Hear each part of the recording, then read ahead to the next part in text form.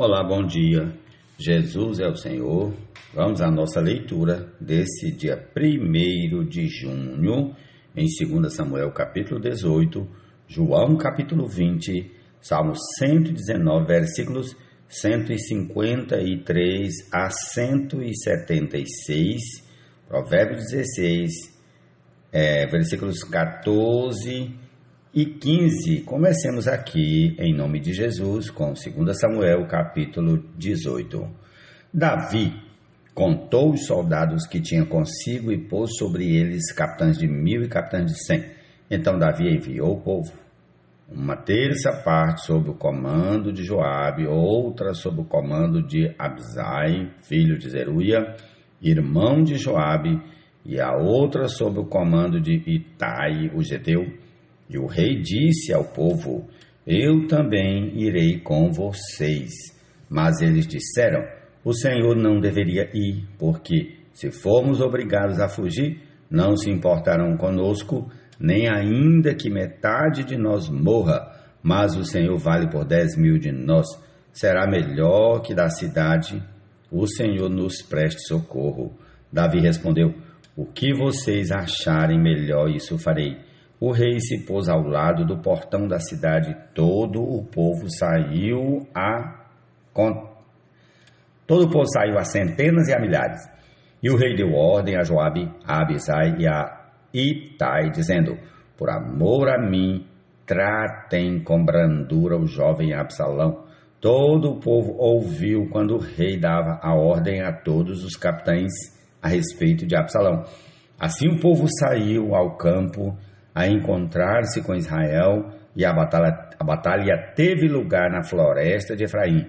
Ali o povo de Israel foi batido diante dos servos de Davi, e naquele mesmo dia houve ali grande derrota, com a perda de 20.000 homens. A batalha se estendeu por toda aquela região, e naquele dia a floresta consumiu mais gente do que a espada. Absalão, montado em sua mula, encontrou-se com os homens de Davi.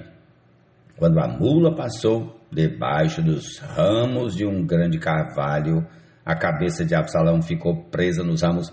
Ele ficou pendurado entre o céu e a terra, enquanto a mula que ele montava passou adiante. Um homem viu isso e foi dizer a Joabe: eu vi Absalão pendurado num carvalho. Então Joabe disse ao homem que lhe trouxe a notícia: o quê? Você viu? E por que não o abateu ali mesmo, derrubando-o por terra? Eu teria dado a você 10 moedas de prata e um cinto. Mas o homem disse a Joabe: ainda que me pusessem nas mãos 1000 moedas de prata, não estenderia a mão contra o filho do rei, pois ouvimos muito bem que o rei deu uma ordem ao Senhor, a Abisai e a Itai, dizendo: poupem o jovem Absalão. Se eu tivesse agido traiçoeiramente contra a vida dele, nada disso poderia ser escondido do rei, e nem mesmo o Senhor me defenderia. Então Joabe disse: não vou perder mais tempo com você. Joabe pegou 3 dardos e com eles traspassou o coração de Absalão, enquanto ele ainda estava vivo, pendurado no carvalho. 10 jovens que levavam as armas de Joabe cercaram Absalão e acabaram de matá-lo. Então Joabe tocou a trombeta e o povo voltou de perseguir Israel, porque Joabe deteve o povo.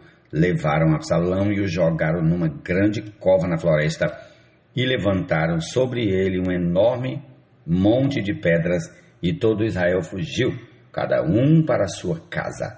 Ora, quando ainda vivia Absalão, tinha levantado para si uma coluna que está no vale do rei, porque dizia: não tenho nenhum filho para conservar a memória do meu nome, e deu o seu próprio nome à coluna, que até hoje se chama o monumento de Absalão. Então Ahimaaz, filho de Zadok, disse a Joabe: deixe que eu vá correndo dar ao rei a notícia de que o Senhor Deus já o livrou das mãos de seus inimigos.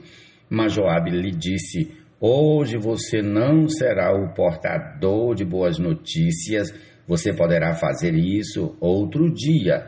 mas hoje não, porque está morto o filho do rei.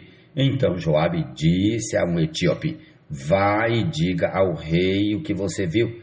Ele inclinou-se diante de Joabe e saiu correndo. Porém Ahimaás, filho de Zadok, tornou a falar com Joabe: aconteça o que acontecer, deixe-me também correr atrás do etíope. Joabe perguntou: por que você quer correr, meu filho? Se não terá recompensa pela notícia. Ahimaás respondeu: aconteça o que acontecer, vou correr. Então Joabe lhe disse: corra. Ahimaás correu pelo caminho da planície e passou o etíope. Davi estava sentado entre os dois portões da entrada da cidade. A sentinela subiu ao terraço do portão sobre a muralha e, levantando os olhos, viu que um homem vinha correndo sozinho. A sentinela gritou e avisou o rei. O rei disse: se vem sozinho, traz boas notícias. E vinha andando e chegando. Então a sentinela viu outro homem que corria e gritou para o porteiro: eis que vem outro homem correndo sozinho. Então o rei disse: também este traz boas notícias. A sentinela continuou: vejo o jeito de correr do primeiro, parece ser o jeito de correr de Ahimaás, filho de Zadok. Então o rei disse: esse homem é de bem e trará boas notícias. Ahimaás gritou e disse ao rei: paz. Inclinou-se diante do rei com o rosto em terra e disse: bendito seja o Senhor seu Deus, que nos entregou os homens que levantaram a mão contra o rei meu senhor. Então o rei perguntou: vai bem o jovem Absalão? Ahimaás respondeu: vi um grande alvoroço quando Joabe enviou este seu servo, ó rei, porém não sei o que era. O rei disse: fique ali ao lado e espere. Ele ficou ao lado e esperou. Então o etíope chegou e disse: boas notícias para o rei meu senhor. Hoje o Senhor Deus livrou o rei das mãos de todos os que se levantaram contra ele. Então o rei perguntou ao etíope: vai bem o jovem Absalão? O etíope respondeu: que aquilo que aconteceu com aquele jovem aconteça com os inimigos do rei meu senhor e todos os que se levantaram contra ele. Então o rei, profundamente comovido, subiu à sala que estava por cima do portão e chorou. E andando dizia: meu filho Absalão, meu filho Absalão, quem me dera que eu tivesse morrido em seu lugar. Absalão, meu filho, Senhor Jesus. Vamos lá, o Salmo 119, a partir do versículo 153, Salmo 119, versículos 153 até o 176. Só me aguardem um pouquinho, que hoje não coloquei para tocar música. Enquanto procura, fica o espaço vazio, digamos assim. 153. Vamos lá. Salmo 119, a partir do 153. Olha para a minha aflição e livra-me, pois não me esqueço da tua lei. Defende a minha causa e liberta-me. Vivifica-me segundo a tua promessa. A salvação está longe dos ímpios, pois não procuram os teus decretos. Muitas, Senhor, são as tuas misericórdias. Vivifica-me segundo os teus juízos. São muitos os meus perseguidores e os meus adversários, mas eu não me desvio dos teus testemunhos. Vi os infiéis e senti desgosto, porque não andam guardando a tua palavra. Vê como amo os teus preceitos. Vivifica-me, Senhor, segundo a tua bondade. As tuas palavras são em tudo verdade desde o princípio, e cada um dos teus juízos justos dura para sempre. Poderosos me perseguem sem motivo, mas o que meu coração teme é a tua palavra. Alegro-me nas tuas promessas, como quem acha grandes despojos. Odeio e detesto a mentira, mas amo a tua lei. 7 vezes por dia eu te louvo pela justiça dos teus juízos. Grande paz tem os que amam a tua lei. Para eles não há nada que os faça tropeçar. Espero, Senhor, na tua salvação e cumpro os teus mandamentos. A minha alma tem observado os teus testemunhos, eu os amo profundamente. Tenho observado os teus preceitos e os teus testemunhos, pois na tua presença estão todos os meus caminhos. Chegue a ti, Senhor, a minha súplica, dá-me entendimento segundo a tua palavra. Chegue a minha petição à tua presença, livra-me segundo a tua palavra, que os meus lábios te louvem, pois me ensinas os teus decretos, que a minha língua celebre a tua lei, pois todos os teus mandamentos são justos. Que a tua mão venha me socorrer, pois escolhi os teus preceitos. Anseio pela tua salvação, Senhor, a tua lei é o meu prazer, que eu possa viver para te louvar, e que os teus juízos me ajudem. Ando errante como ovelha perdida, procuro o teu servo, pois não me esqueço dos teus mandamentos. Ó Senhor Jesus. Agora vamos a Provérbios, capítulo 16. Provérbios 16.